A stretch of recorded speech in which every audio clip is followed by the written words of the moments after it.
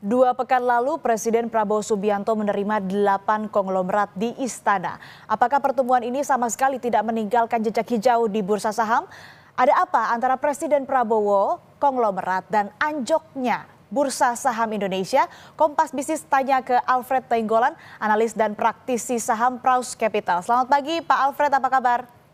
Halo, selamat pagi. Kabar baik, Mbak Asri. Ya, Pak Alfred, kita bahas ke domestik dulu. Ada beberapa pernyataan Presiden ini yang cukup kontroversial tentang bursa. Kemudian konglomerat ini sempat berkumpul di Bursa Efek Indonesia. Berlanjut, Presiden ini mengundang pemilik kapitalisasi besar di market ini ke istana.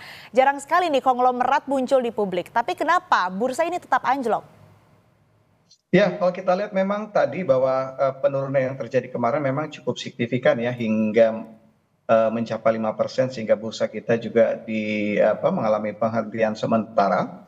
Kalau kita lihat memang penurunannya memang lebih kepada tadi tren penurunan yang memang sudah terjadi sebelumnya. Cuma memang kita lihat bahwa akumulasi hari kemarin juga cukup dalam. Jadi faktor terbesarnya kita lihat tidak ada perubahan dari beberapa hari yang lalu ya. Kita lihat asing masih masif melakukan aksi jual, terkhusus tadi top empat bank terbesar kita, BCA, Mandiri, BRI, dan juga BNI. Sementara pada kejadian kemarin, kenapa IHSG turun jadi cukup drastis? Karena faktor tadi minat belinya tidak cukup banyak, sehingga tadi ketika ada aksi jual yang besar itu yang membuat harga turun semakin dalam, sehingga membuat itu koreksi IHSG juga semakin besar. Jadi kalau kita lihat, kalau mencermati tadi kita breakdown dasar kenapa terjadi aksi jual, mungkin masih tetap sama ya, ada isu-isu besar yang menjadi concern dari asing, tidak lepas juga dari faktor global.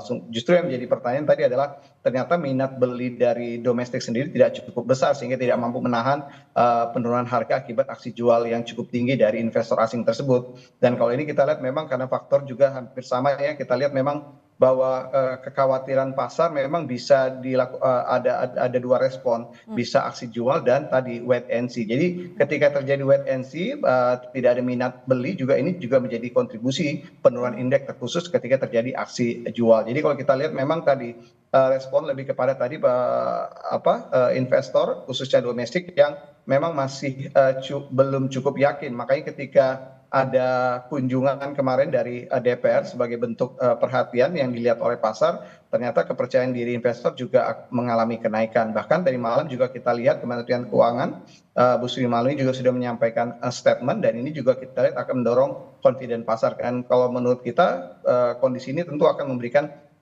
sentimen positif bagi pasar pagi ini. Dan kalau ini memang benar, berarti ini memang menunjukkan bahwa memang kepercayaan domestik yang relatif memang tidak besar, sehingga membuat tadi faktor minat beli juga tidak terlalu cukup besar.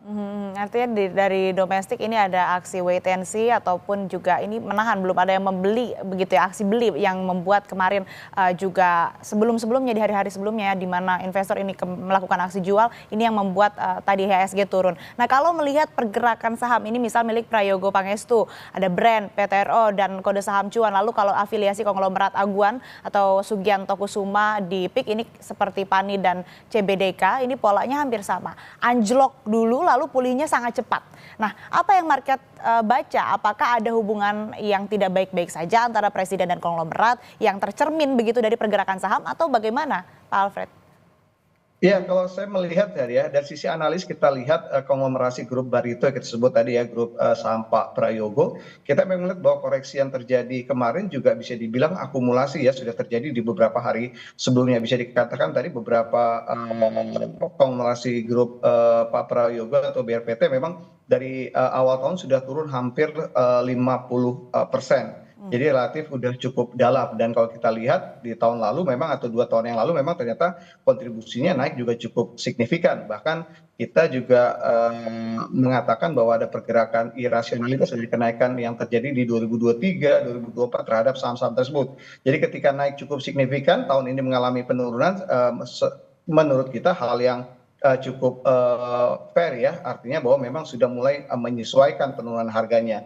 Jadi kalau kita melihat tadi kepada beberapa pertemuan atau kejadian atau event tadi, mungkin relasinya tidak cukup banyak terhadap pergerakan harga saham ya. Jadi kalau kita lihat memang pergerakan saham empat konglomerasi perbankan, empat konglomerasi grup Barito memang bisa dibilang sudah terjadi trennya memang dari awal tahun kemarin, sehingga kita katakan bahwa kejadian yang terjadi pada perdagangan kemarin untuk konglomerasi grup Barito lebih kepada dampak ikutan ya. Kalau kita lihat kemarin memang drive penurunan IHSG terbesar itu dipimpin oleh perbankan, khususnya tadi Bank BUMN, yang membuat tadi beberapa saham-saham lain juga mengalami ikutan. Tapi kalau kita lihat justru pemulihan untuk saham-saham yang terdampak ikutan tadi, ternyata pemulihannya, recovery-nya lebih cepat pada akhir perdagangan. Jadi itu yang membuat kita mengatakan bahwa sebenarnya ini memang ada faktor tadi minat wait and see yang memang masih cukup tinggi sehingga menahan aksi beli ketika harga saham juga sudah turun drastis. Namun di satu sisi juga kita lihat memang ada juga herding behavior ya. Jadi kita melihat ada beberapa investor yang memang mencoba masuk melakukan trading, namun kembali mungkin skenario yang tidak sesuai dengan pergerakannya, sehingga terjadi juga menyumbang kontribusi terhadap aksi jual.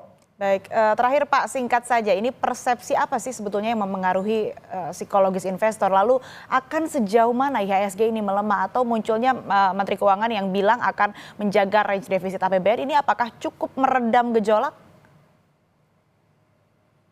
Ya, kalau kita lihat memang tadi gambaran yang diberikan oleh Kementerian Keuangan di pasar surat berharga tentu akan menjadi kondisi yang atau signal yang cukup bagus sebenarnya bagi pasar ya, karena kalau kita tahu bahwa surat hutang jangka panjang memang lebih bersifat jangka panjang, sehingga kalau kita lihat bahwa pada kondisi yield yang relatif masih stabil, artinya memang tidak ada penambahan risiko yang dibobotkan oleh investor terhadap tadi kondisi ekonomi Indonesia. Yang kedua, kita belajar bahwa memang tadi bahwa informasi yang masuk ke investor itu memang sangat banyak, dan kita kadang-kadang bukan hanya kita kategorikan rumor tapi juga bicara hoax. Jadi ini tentu tadi perlu perhatian khusus dari regulator terkait dengan tadi bagaimana memberikan informasi yang lebih banyak, yang lebih baik kualitasnya terhadap pasar, sehingga ini juga akan mengurangi volatilitas bursa. Karena kita tahu bahwa dalam 4 tahun terakhir kita tahu bahwa bursa kita, pasar saham kita sedang dibanjiri oleh investor retail, dan konsumsi retail terhadap informasi juga sangat banyak ya, yang tadi tidak hanya bicara masalah fakta tapi juga bicara masalah rumor dan juga bahkan hoax, dan ini yang memang ikut mempengaruhi behavior para investor short term. Jadi mungkin perlu dicermati. Yang ketiga adalah komunikasi pemerintah ya terhadap beberapa isu juga mungkin relatif harus lebih cepat ya, karena kita tahu bicara masalah pasar keuangan, pasar saham itu memang perlu respon yang cukup cepat. Jadi itu mungkin yang bisa kita sampaikan. Artinya market ini butuh informasi yang lebih baik yang bisa meyakinkan, kemudian juga dari pemerintah harus lebih cepat merespon isu-isu ataupun juga hal-hal yang terjadi supaya tidak menggoyang market begitu. Baik, terima kasih Pak Alfred Nainggolan, praktisi dan analis Praus Capital. Sehat selalu Pak Alfred. Oke, makasih.